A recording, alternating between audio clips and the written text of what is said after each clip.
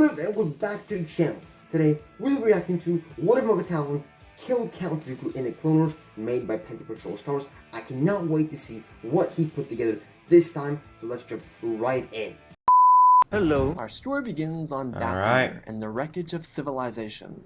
The CIS was marching on her home. Ooh, we're starting out here. Her sisters were being slaughtered and General Grievous cheated in an engagement with Asajj Ventress. Great episode, by the way. Inside the cave that the Dathomir called home was Mother Talzin, leader of the Nightsister clan. Next to her, inside this hidden cave, was old Daka, the ancient witch who was more knowledgeable than anyone else within their clan.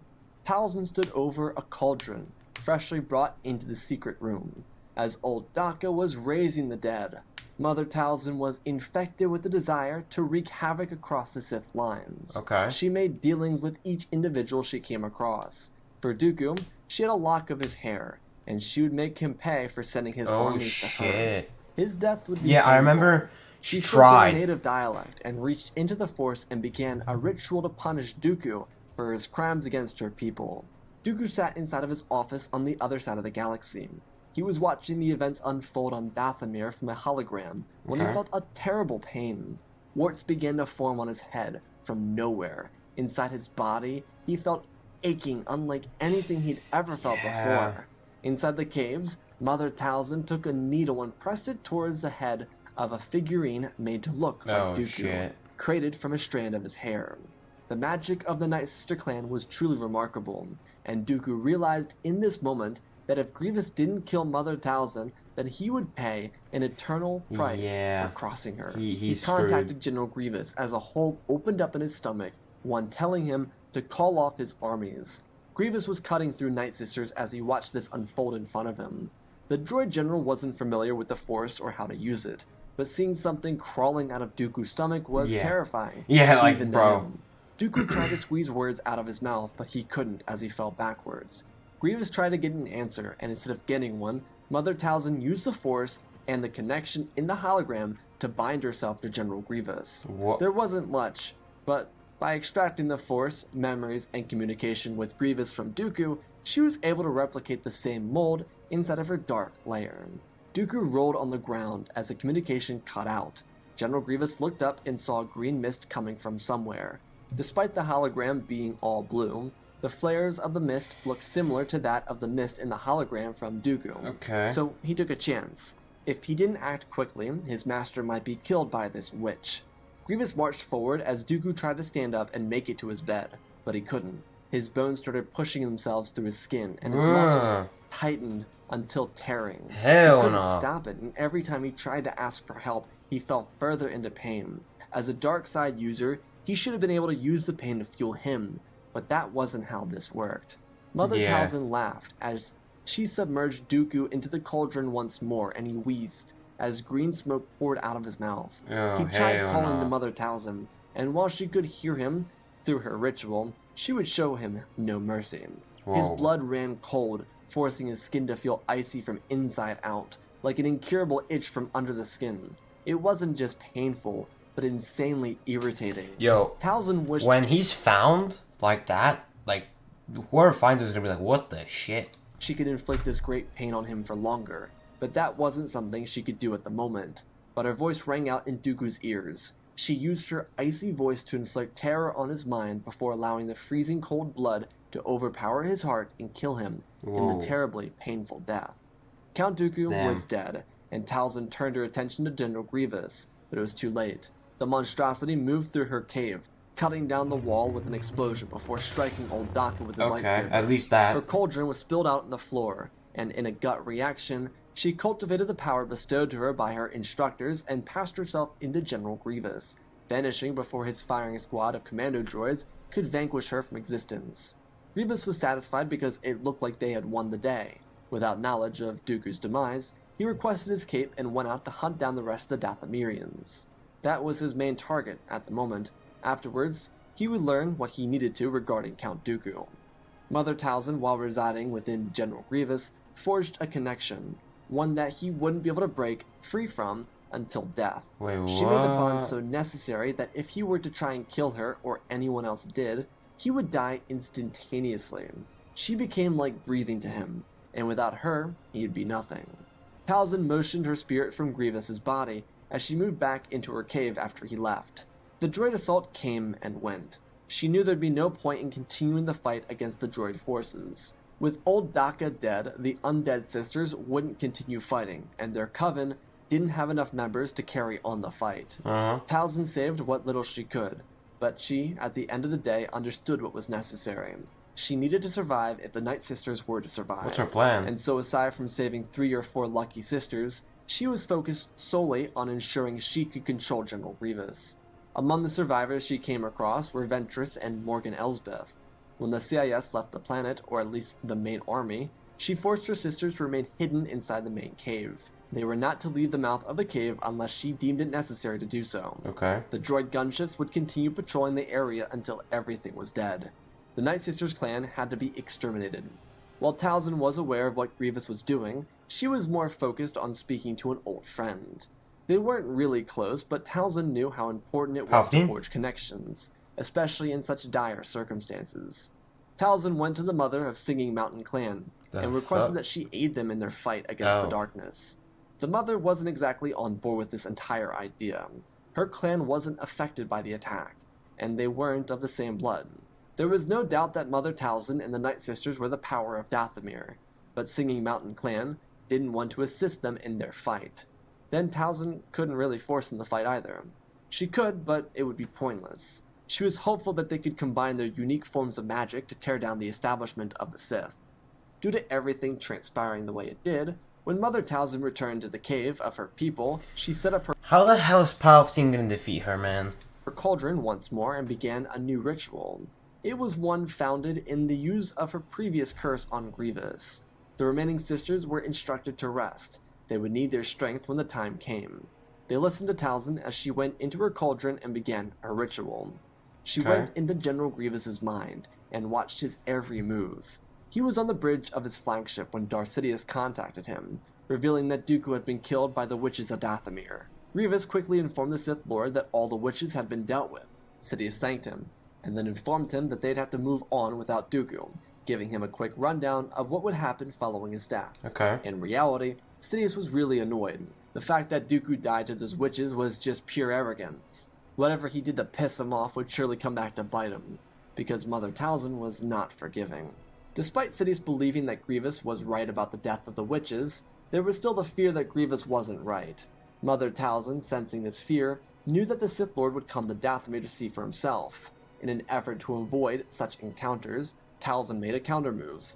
While Talzin, Sidious, and Yoda were the most powerful beings in the galaxy before Anakin was born, she didn't want to face Sidious yet. They were very similar in power, both with the Force and their understanding of it. But the biggest problem for her was the fact that Sidious actively practiced the Force. He was consistently working with it and using it to gain strength. He trained and used it every second of the day, where she never needed to because she wasn't waging war on the Jedi. Talzin knew that to compete with Palpatine, she needed to harvest the living Force, and due to her extensive knowledge on it, she sent out her sisters to a planet far away and gave them very specific instructions. In the meantime, she would make acquaintance with the Frangal cult of Zarda Sticks. They would bow to her power. As she was doing this, she also started to use Grievous for her own personal gain. Talzin abandoned Dathomir as her sisters fled to Bardotta to capture someone. Due to how the Jedi operated, they could very well get themselves involved in the situation, which again was something she didn't want to deal with. As a way to create a distraction for herself and her sisters, she used her bond with Grievous to turn him against the Separatist leaders. He did so without understanding of why he was doing it. What made this so much easier for Talzin was the fact that Grievous didn't have a connection to the Force. He was mostly machine. If this was a regular person, it would have taken more concentration. If it was a Jedi-level sentient, then it would take immense focus. But Talzin could kind of multitask with this, which is why she was instructing the Fangirl cult on what to do while she was forcing Grievous to slaughter the Separatist Council. Her motive was simple. Being that she's gonna hold up, dude. That's gonna be such a big blow to his Palpatine's plans. She was able to search through Grievous's memories and use information bestowed to Grievous by Palpatine during their small conversation. She could kill the Separatist leaders and activate the reserve military. All the death, destruction, and carnage that could come of this was simply because a witch didn't want Jedi interference. Bruh. It was especially important because on Zarda Sticks, there was an ancient technique in which the sun could align and it would drag the living force from any given being. Oh, great. This was where her sisters came in at. Ventress, Elsbeth, and 2 other sisters, which were named Trez and Namesh, went to Bardota to capture Queen Julia. She, like the rest of I remember this goofy arc with Jar Jar and Mace Windu. What's gonna happen, man? species, were highly attuned to the living force. Unlike the Barando sages, they weren't overly friendly with the Jedi, so their lack of bond with the Jedi exposed them to a rogue attack from the Nightsisters without proper protection. Queen Julia would be apprehended in a few day-long mission, and then brought to Zarda Sticks, where Mother Talzin was waiting. Due to her having to wait for a few days, she had a cauldron brought to her, and she used her dark magic to make Grievous do unimaginable things. Not only did he cripple the Separatist leadership, but he activated the reserve battle droids and fleets, sending them out across the galaxy. In the initial blitz, Jedi Council members Mace Windu, Kit Fisto, and Obi-Wan Kenobi were killed. In the second blitz, General Grievous was responsible for the death of Depa Billaba and Caleb Doom, as well as the total annihilation of their clone troopers. Quinlan Voss and the Tipley and Tiplar sisters were also killed in the same second blitz. What? The Jedi were in complete chaos, and Palpatine was completely caught off guard. Initially, he believed that Grievous had betrayed him, and then he contacted the good general. In this communication, Sidious planned on killing Grievous, so he could assume control over the Separatist military with Admiral Trench, and then put a placeholder into power of their government to maintain the status quo for the time being. When they spoke, Grievous didn't even speak in Galactic Common. He was mumbling in tongues or something, and as a result, Sidious used his power to try and lift Grievous up and force choke him to death. But it didn't work. He had never failed a force choke, not even when he was a kid. This was confusing. Palpatine didn't understand. How was this? And then it clicked. He realized that there was a protective barrier around Grievous, and it came from none other than another powerful being in the Force. Palpatine then realized that his greatest fears had come true. If Mother Talzin survived, and he created a Force bond with Grievous, then she could effectively wipe the Republic off the map. This could be her grand revenge against the Sith, and whatever Dooku did. The truest irony of this was it came directly from him. If Sidious didn't tell Dooku to kill Asajj, then none of this would have ever happened. Palpatine immediately sent out clone scouts to find the Dathomirian witch and inform him of where she was. He was going to deal with this himself. Realistically, Palpatine could dispatch Mother Talzin in a contest of the Force at this current state. She was equal in power to him, but due to his extensive training, he would win. At a long distance, the only reason he didn't break through her protective barrier around Grievous was the bond she created with him. I see. It was like breathing for him, so in a way, it was like Sidious was trying to choke her from long distance, which wouldn't really work. Not only because of their equal power, but the distance between them and the amount of energy he would need to exert to destroy her. With Palpatine panicking and trying to rally the Jedi together for a pushback against the CIS, Mother Talzin took full advantage of her distraction. No one, not even Sidious, would expect Mother Talzin to do what she was about to do. The fuck is she gonna do? By dragging the living force out of a Bardotan like Queen Julia, she could gift herself powers greater than that of Master Yoda and Darth Sidious. Her entire purpose for doing this was literally that, power. She was going to gain more power than the Sith had ever seen and exact her revenge. She had other plans after that, but this was her main focus for the time being. Talzin was consumed with more vengeance than she had ever felt before, and instead of being fearful of it, she embraced it. To Ventress, Elsbeth, Trez, and Namesh, this was terrifying, but almost empowering. They were with their Great Mother, as the cult referred to her on Zarda Sticks, when the ritual began. Talzin spoke in her native dialect, as she summoned a spell to aid the pull of the power from the alignment of the suns. Slowly, miniature glasses closed together, and as they did, Queen Julia begged for freedom. But Mother Talzin reassured her that this would be painless. The sun blasted through the alignment and beamed against the Queen's body as she cried out in a short agony before her spirit was transferred into a small green orb that Talzin was holding. She smiled as the cult around her worshipped the Great Mother's powers. She raised her hands and told them that their glorious ceremony was completed. The Queen fell to the ground and her body vanished, becoming one with the orb. Talzin looked to her sisters and told them that it was time to return to Dathomir. Being that Sidious had been to Dathomir since this ritual started, he was confused. The witches were completely gone, and with Grievous approaching the core, he was worried that he might have to deal with Grievous himself. But the issue is, Talzin, or whoever was controlling him, wasn't doing normal military tactics. The bond with Talzin and Grievous was a little odd, like how most things are with Force magic. While she could control him, she wasn't in full control. So in a way, Grievous knew what he was doing, but he wasn't fully capable of comprehending what it was. So all of his fleet movements, battle tactics, and in-battle decisions were a little odd. They weren't normal in the slightest. Talzin didn't know what she was doing in battle, but she also didn't want to sever the connection with Grievous by loosening the reins too much. He was her scapegoat to greater power, and she couldn't afford to accidentally kill him, so he could use a more sound strategy with a military that had tripled in size overnight. Palpatine abandoned Dathomir and searched for a way to find Grievous and kill him. What he did was have a clone trooper report come back to inform the Jedi Order that the witches of Dathomir were involved. Without concrete evidence himself, Palpatine needed someone else to run a flak for him against Grievous, while he maintained control over the Republic and the Separatists without Dooku or the CIS Council. It was very stressful, and the Jedi were confused on how Palpatine or even the clone reporting on the incident knew what Dathomiri magic was. But they believed it. These actions were erratic. However, as much as they wanted to potentially deal with the witches and wipe them out for good, they couldn't. There weren't the resources available to do that. With 4 council members killed already, one of which being Master of the Order, the Jedi were operating in accordance to defending the Republic from absolute desolation. They didn't have time to hope that a theory about green mist emanating from General Grievous was from Mother Talzin or the witches. If they killed Grievous, that would sever the connection, as simple as that. That was their main focus. Upon her return to Dathomir, Mother Talzin led Ventress, Elsbeth, Trez, and Nemesh back into the caves.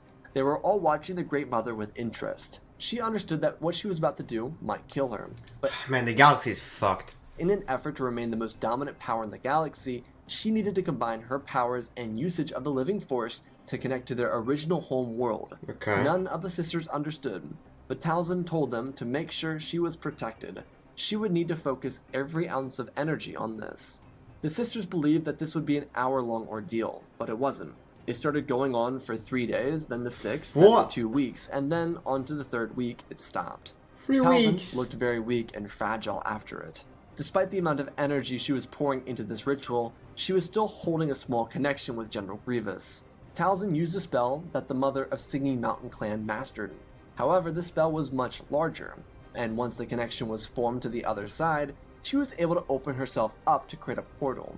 Again, very similar to the spell that the Mother of Singing Mountain clan used, but on a galactic level. Talzin connected to Cathral, Lachesis, and Akthotha.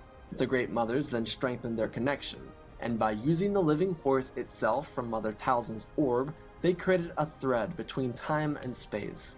Talzin's power was amplified exponentially due to the orb containing the raw force, and that's how this worked. The 3 Great Mothers then used the Force to guide the dead bodies of Peridia to Dathomir, where a new nightsister clan would be forged, one stronger than ever before.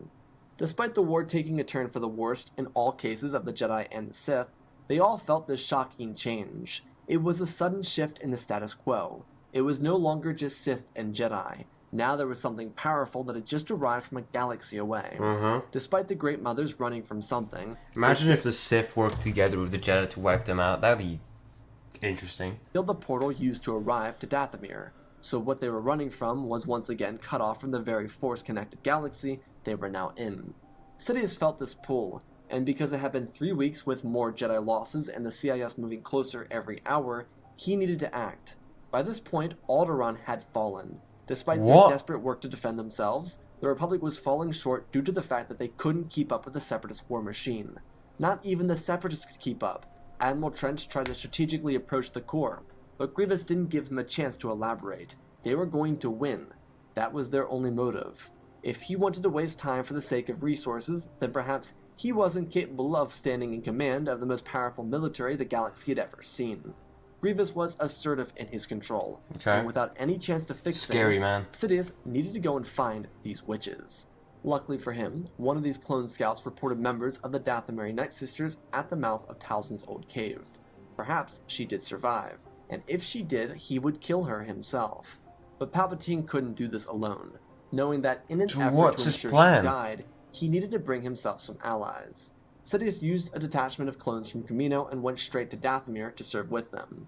The Republic Arquentins-class cruiser lowered through the atmosphere of the planet as it dropped clone gunships. Inside one of them was Darth Sidious. He was able to influence the clones to believe he was a Jedi Master, and they didn't question it. Morgan Elsbeth ran back into the cave and told Mother Talzin that the Republic was here for them. She smiled and turned to the Great Mothers and asked them for their assistance. They nodded their heads and turned to each other.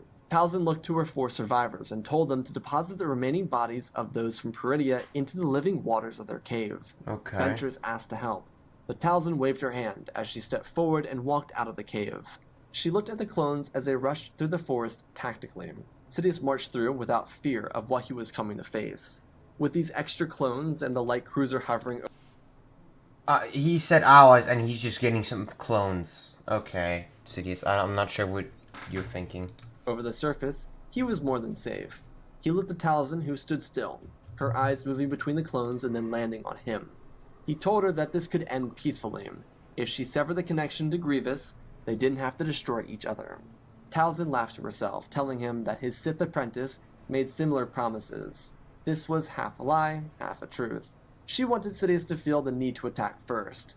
Sidious pointed at her and expressed that he would make sure their people remained dead forever if they didn't stop. Damn. She looked around, telling him that his puppet Grievous killed everyone. I mean, I want Sidious to win here because it's worse for the galaxy if Talzin wins. So. All that remained. And now the Sith would go extinct on her watch. His lightsabers ignited and the clones raised their blasters. Talzin closed her eyes and reached up into the sky and spun her hands around, releasing green mist. The clones prepared to fire, and then multiple versions of Mother Talzin came out of the ground. What the fuck? Sidious told the clones to kill her now. They opened fire, but all they did was cut through mist. Not a single one of the Mother Talzin apparitions were real. They'd been duped. As Sidious was trying to figure all this out, he looked towards the mouth of the cave, where there was a shadow. From above him, thunder cracked, and one of the clones reacted. Sidious looked over, seeing the clone armor melt. It was acid rain. What? Sidious told the clones to run for the cave. It was the only safe place. They did, but the sprinkle turned into a downpour as the clones' armor melted away from their bodies and their skin was punctured by the sizzling acid from the sky. Palpatine was going to kill these evil witches, and he would enjoy every moment of it. As he got to the cave, he was stopped. There was a force barrier around it, and he could not break through. Bro. He used all of his power to push past the barrier, but when he looked up, he saw Mother Talzin flanked by the Great Mothers of Peridia. He tried everything he could, as the clones around him cried out in agony, doing anything they could to find cover. There's no way Palpatine dies from Sidious rain. was using the Force to protect himself, but there were a few times when he was struck by the acid rain. He wanted to be out of this, but there was no escape. Another rumble of thunder crawled across the sky, and then a shock of lightning smashed through the bridge of the Arquentins, killing the captain and destroying the control center for the ship, dropping it out of orbit and sending it into a fiery blaze on the surface. Palpatine turned back, and watched the rubble blast into the sky as the screams of clones echoed out in the distance. The very few survivors were dying to the acid storm. Sidious looked at Talzin and told her to face him, to take him on as a true master of the Force. She spoke very delicately to him, telling him that he came to her home. He destroyed her people after stealing her son. Dathomir had been plagued by the Sith one too many times, and it was time for his entire religion to die out. There was no honor here. Palpatine ran for cover, his robes finally starting to break down, but as he turned back, the Great Mothers and Talzin were surrounding him. He tried to swing at him, igniting his lightsabers, and his hands were covered in acid rain, as he tried to do everything he could to cut them down. They felt so real, and they kept multiplying. There were so many of them. He wanted them to be destroyed. He shot lightning at them and used all of his power to try and break through their cave so he could kill them. But this was their home, and what he didn't understand was they had the living Force. It was aiding their power. Those connected to darkness cannot access the truest and rawest form of the Force, and yet Talzin was manipulating it against Palpatine here because of her orb. His death would be excruciating. It would take hours for him to die. It didn't matter what he did or where he went. Talzin allowed her dark magic to honestly, like, what the fuck was Palpatine thinking coming there with a few clones and some small ship? Like, honestly, shouldn't he have just, like, taken a bunch of Star Destroyers, a bunch of Venators, and just fucking orbital bombard the shit out of the whole planet? Like, that's what I would have done. His mind, making everything fuzzy. He tried to break free, and when he did, his freedom lasted for moments, before the combined power of 4 Great Mothers forced him back into his terror. When Palpatine's body fell to the ground, lifelessly, it was completely deformed. There were bumps and bruises, tears and cuts, as well as crevices everywhere. He was punished for something his apprentice did, but technically he did by telling his apprentice to do what he did. After all, though, it was a death only a Sith could deserve. His body was disgraced and a curse was put into it. The Nightsisters believed in a different afterlife than the Jedi and the Sith, and what they did was try to ensure he only existed in eternal suffering, which tragically for Sidious was something he would face. There were some things more terrifying than death. Talzin returned to their Coven's cave, as the Great Mothers of Peridea got to work on resurrecting their sisters. She knew there was only one place to go next, and that was to make sure the Jedi and the Republic, and whoever else, were no longer a threat to her and her people. All of this came from her desire to protect her home world, and now that it was safe from the Sith, she had to ensure that nothing could ever harm her people again. Without having to worry about Sidious, who was the only individual to be semi-aware of her involvement, at least to her knowledge, she could focus on manipulating Grievous to finish her greatest desires. The Dathomir witch finished what she started. General Grievous's droid army was too large for the Republic to deal with, and in the weeks following Sidious's death and Palpatine's disappearance, the Republic crumbled. With it was the destruction of the Jedi Order and the disappearance of a few dozen members of their fallen order. The Senate was destroyed, with only a few representatives and senators surviving, and even more than that, there was a revenge tour for General Grievous. Despite him serving with the CIS, Mother Talzin didn't. The Separatists finally had themselves a victory, and in the ashes of the Republic they could build a government that didn't sell itself to corporate greed. Their wishes for a free system were quickly turned on its head, as Grievous's forces, after ravaging through the core and destroying civilization and every government known in the galaxy, ripped through the Confederacy. Without Dooku or the CIS Council, there was no one to stop this pursuit. Talzin's plan took over 6 months to complete, and all the while, her nightsister clan was reborn on Dathomir. Mother Talzin used her dark magic to make sure the galaxy paid for what her clan suffered through. When it was done, the galaxy was left in ashes, with no form of government left. She took General Grievous and his millions of battle droids and deposited them in the unknown regions. Once she had the droids shut down in a hidden location that she was only aware of, she severed her connection with Grievous. The tragic thing is, for the droid general, was despite him being controlled by Talzin, he got to live the life he wanted. He became the most effective conqueror in galactic history, and at the end of all of it, he didn't even settle for power, almost like he was killing simply for the sport of it, and in a way that was truer to Grievous than it was him to serve Dooku and the CIS. Even without full control over himself, he enjoyed the final months of his life, claiming victory for himself and his own cause, at least in his own mind, his own cause, because that's what it felt like. Mother Talzin considered, before destroying the Republic, using the same controlling spells to seize power in the galaxy, but she didn't want it. Her care was always her Nightsisters, and now her clan was completely protected from a galaxy that was ripped to pieces. While it would still take time to rebuild the Nightsister clan, aside from the few Jedi that survived, there were no real challengers in the galaxy. Even more than that, in an odd way, despite her uses of dark magic, she brought balance to the Force by getting rid of the Sith. Her usage of the dark side was always in moderation in comparison to her uses of the Force by the Sith.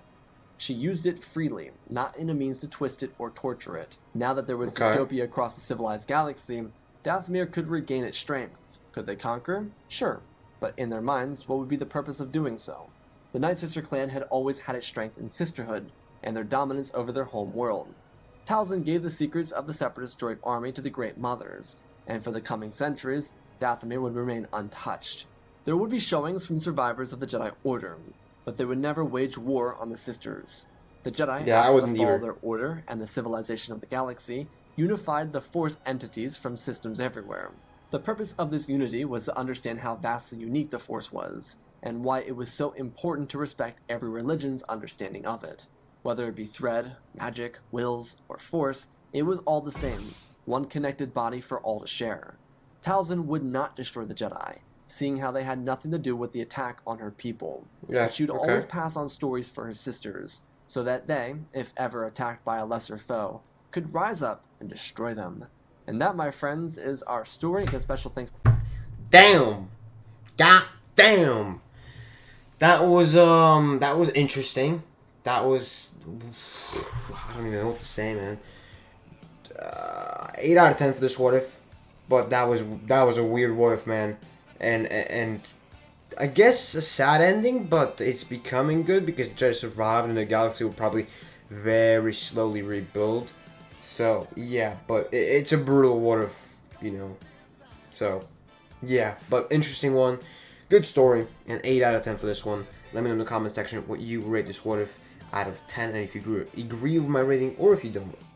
Thanks for watching, and if you did enjoy this reaction, make sure to go subscribe to Pente Patrol Star Wars for more amazing content. And don't forget to subscribe to my channel as well, leave a like, and turn on those notifications so you never miss an upload. Join our Discord server, the link is in the description. Also, if you want to support the channel and receive exclusive perks, consider joining our Patreon. A huge thank you to all our Patreons for their incredible support. I'd love to hear your thoughts, so drop a comment with any feedback or what you thought of the video.